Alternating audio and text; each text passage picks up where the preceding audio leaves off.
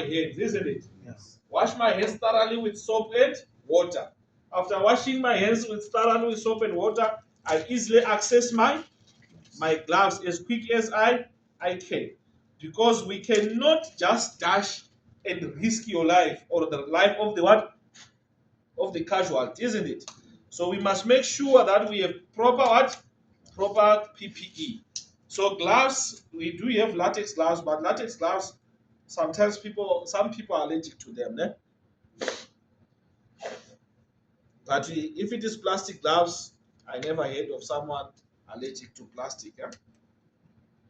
So you wear your gloves. After wearing your gloves properly, you have now to take your what? Your first aid box, isn't it? So I will take my first aid box and dive to the sea.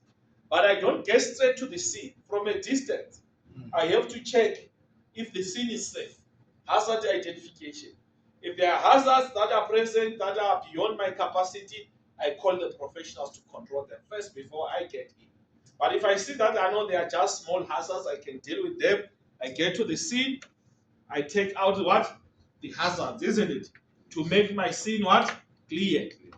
So when my scene is clear, I get to the patient. Hello, hello. I'm telling the first aider, may I help you? Hello? Hello, can you hear me, please? Hello? So there is no response. So if there is no response, I ask, is there anyone who knows this patient? Huh? Is there anyone? No one knows. So if there is no one knows, I can't get permission from even third party. So what must I do? I can imply, looking at the situation, that the patient is unconscious, isn't it? So I'm going to imply the consent. And now, as I imply the consent, I quickly now have to make sure that I just have to check if there is any sign of life, isn't it? To check the stimuli, if he's gonna respond. So I can see it's a bit of response, but something is not okay. I call the what? For help. Help from the professionals. Now that is the paramedic, isn't it? Yeah. I state my name, first aider was assisting, the exact location where the situation or the emergency is, the type of assistance that is needed from them, all that has to be done. I ask the name of the person who answered my call. I also make sure that I record the name properly, and I ask them to repeat the address again, because what normally causes delay is because they sometimes take the address wrongly. They get lost along the way. So ask them to repeat the address. If they can allow, they can share you their private number, their personal number. I mean, you send the location right away. Because we are living in a world of technology, so we cannot struggle by locating each other while we have phones, isn't it? So we send a location right away. Now, as they are on the way coming, we proceed to stage number 2.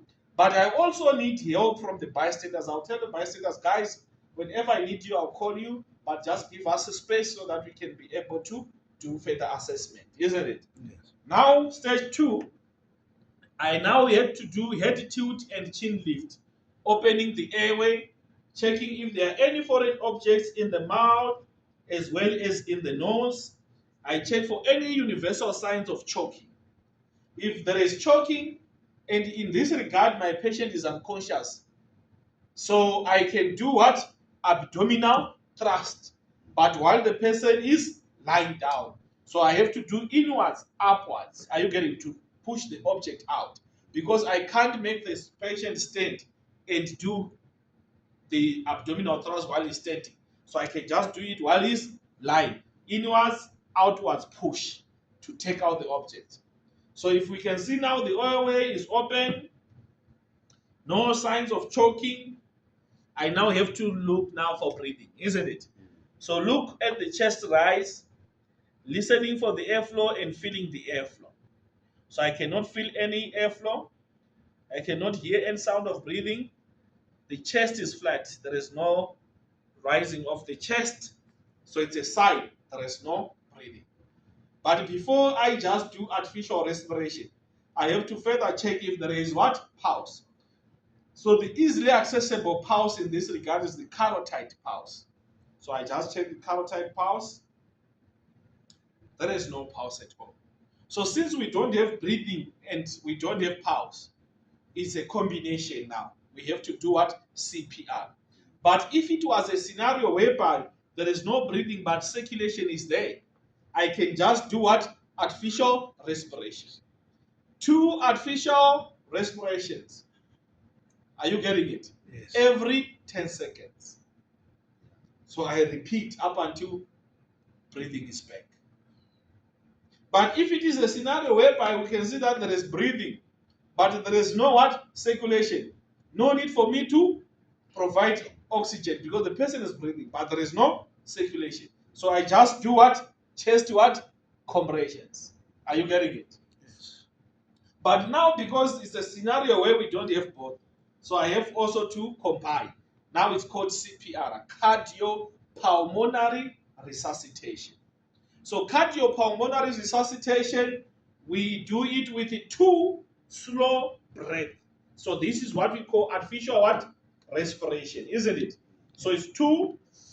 So each breath must allow the chest to rise, isn't it? 1, 2. So the chest must rise and deflate at each breath, isn't it? So after 2, I do 30. So the position of the chest compression is very important. So if you come here, we say this is the rib cage. If you come here, just 2 fingers, that is the sternum bone here. Or you come here from the clavicle bone here, you put 4 fingers. That is where the sternum bone is. So at the center of the chest, I place my heel of my palm. Lock my elbow and make sure that I'm straight. I don't use my muscles. I just have to go up and down. If you look at it, 4, 5, 6, 7, 8, 9, 10, 11, 12, 14, 15, 16, 17, 18, 19, 20, 21, 23, 24, 25, 26, 27, 28, 29, 30. After 30, 2, 1, 2,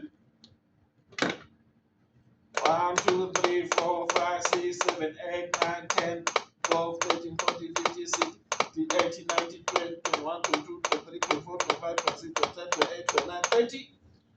After 30, 2, 1, 2.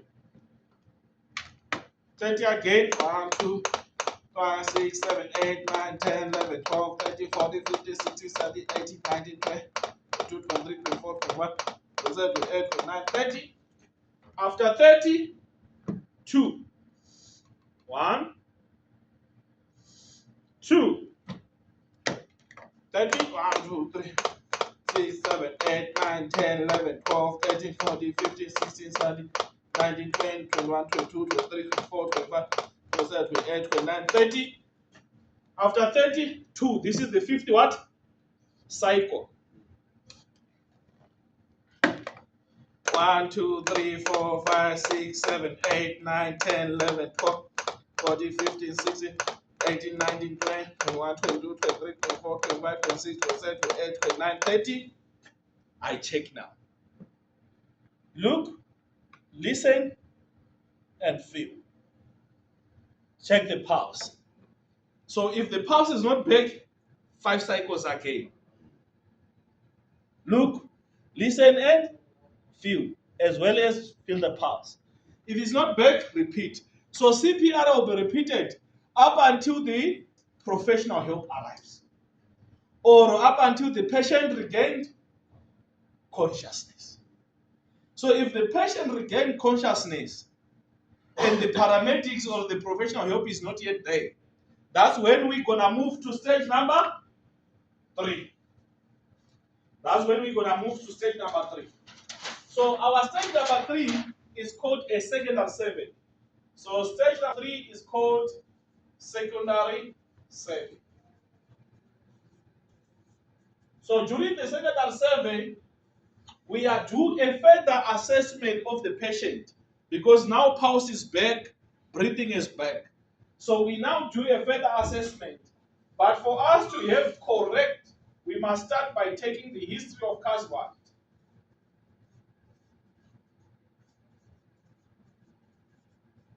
which will take using the sample acronyms. Checking for signs and symptoms. Signs and symptoms. Any allergies, any medication, any past medical history,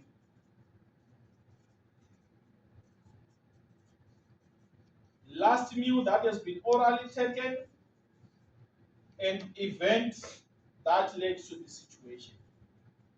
That led to situation. So we record all this information. Then still under stage 2, we now have to check further assessment of the vital signs. So we check the level of consciousness, checking the alertness, listen to the voice, and respond to pain or responsiveness. Is unresponsive or is responsive? Then we now do head to toe examination, examining the patient from head up until we get to the toes. If there are any injuries, then we have to deal with them.